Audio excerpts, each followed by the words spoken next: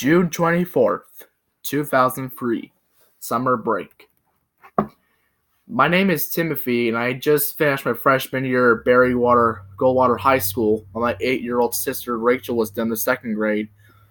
We were watching some Ed, Edd and Eddy on Cartoon Network when it cut to a commercial break. Sometime after the Geico commercial called Warm Blooded Employees, there was one saying, Walt Disney's Sleeping Beauty is re-releasing for several weeks as a director's cut. Experience different like there were before. Screens available in select cities. The strange thing about the commercial was that it was not narrated by Mark Elliott, the usual narrator for a commercial for Disney movies. Since Rachel loved Disney princesses, I went on the computer to go on to the AMC feeder website. I looked at AMC Deer Valley 30 Showtime list. And as I scrolled down for the Showtime list for June 25th, I came across one saying Sleeping Beauty Director's Cut, 11:15 a.m. Later that night, I asked my dad if he could drop me and Rachel off to see Sleeping Beauty at AMC Deer Valley 30, and he said yes. Afterwards, we all went to bed. The next day, early that morning, our mom went to work while our dad took us to McDonald's for breakfast. We got to the theater. Our dad spoke to the box office manager. One adult and one child for Sleeping Beauty, 11:15 a.m. He had his tickets and a $40 bill saying, if you two get hungry, you can eat at Rubio's or Panda Express, as they usually said in the regular CREEPYPASTA. But if you two ever get bored, you can see another movie. Have fun. The ticket stubs stated that Sleeping Beauty is in Auditorium 16. Meanwhile, there was an usher who looked traumatized and shocked with fear, and he asked us, are you two seeing Director's Cut of Sleeping Beauty? We told him, yes. Why? And then he said, what you are about to see will haunt you for life. We went in not believing him. When we got in, the auditorium was empty, which was out of the ordinary for a popular Disney film or any film playing in a large auditorium. We sat down in stadium seats. The AMC Coming Soon bumper from 2002-2009 started along with the previews for upcoming movies like Freaky Friday, Sinbad Legend of the Seven Seas, Elf, Big Fish, School of Rock, and Rubber Bear. Then the feature presentation logo came on, along with the film. The Walt Disney Pictures logo came on, but near the end of the logo, we noticed that the tune was off-key. Then the opening credits came on, but the song Once Upon a Dream was completely absent. Instead of the trademark look of the opening titles that we fans have all come to know, the title appeared in dual block-shaped letters. Then it cuts to the book, but the shot just froze in the book. I couldn't hear Marvin Miller, aka the narrator's voice.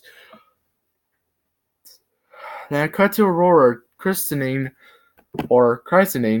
when her Maleficent places a curse that when the sun sets on poor Princess Aurora's 16th birthday, she would prick her finger on the spindle of the spinning wheel and die.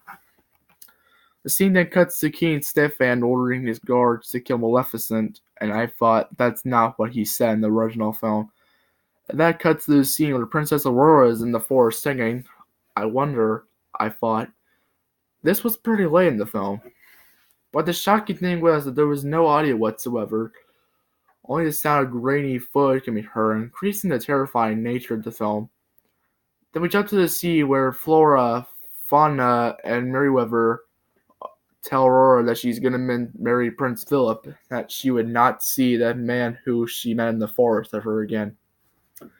Then Aurora runs into her room to cry on her bed. The terrifying thing with that is that it did not sound like cartoon crying. It sounded as if Mary Costa, the voice of Aurora, was actually crying. Then it cut to Aurora, this time in a blue gown, and she was in her room in the castle. But she was still crying as a breeze through the forest can be heard. Then it cuts to a black and white image of a forest that resembles the Calibad National Forest in Louisiana, Arizona, or a playground in Arizona, as they said in the original. But in the image, there was a girl who looked similar to Princess Aurora. She was staring at us in a gloomy fashion. This almost made Rachel hide under the seats. The audio is once again lost. and the quality of the footage goes from mediocre to absolute crap. That cuts back to Aurora, who had pink eyes from crying, and she said, "What is the point of living?" The scary thing was her voice did not sound like Mary Costa. She continued on. "I am betrothed to Prince Philip, but there was a man in the forest who loved me." She began to sob again, then said tearfully, "I need to end it all." Then she walked towards the spinning wheel, and the voice says, "Do it." Then Flora, Fauna, and Merryweather will find Aurora. Maleficent then appears and says to them, "You poor simple fools, think you could defeat me, the mistress of all evil? Well, here's your precious princess." The three fairies looked in horror at Aurora's corpse as it lies on the floor, and Maleficent says to them, "As for you three, you shall die." When she said that line, it did not sound like the voice of Eleanor Audley. And Flora, Fauna, and Merryweather lie down on the ground, bleeding fairy dust. That cuts to the forest where Princess Aurora, Prince Philip is riding on his horse named Samson to the woodcutter's cottage in the glen. And he sees Aurora in her briar rose outfit, saying, "Remember to come." When she went up to hug him, Phil began to feel the death touch which means it was Maleficent in disguise. She laughed so hard like a maniac, that it would give Eleanor Audley vocal polyps. That time card appeared that said 1 month later, but I noticed that it sounded like the same narrator from SpongeBob SquarePants. A funeral was being held for Princess Aurora, Prince Philip, Flora, Fauna, and Merryweather. The most eerie aspect about them is that they show no signs of decomposition. It's as if they died the day before.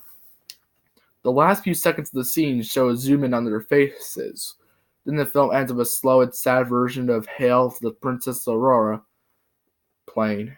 Rachel was crying, and I was comforting her as we walked out the auditorium. We told customer service about the movie and what did they do. They examined the 70mm reel for Sleeping Beauty Director's Cut, removed the strip, and ripped it up. They apologized to us for any inconvenience, and we went to have lunch at Panda Express.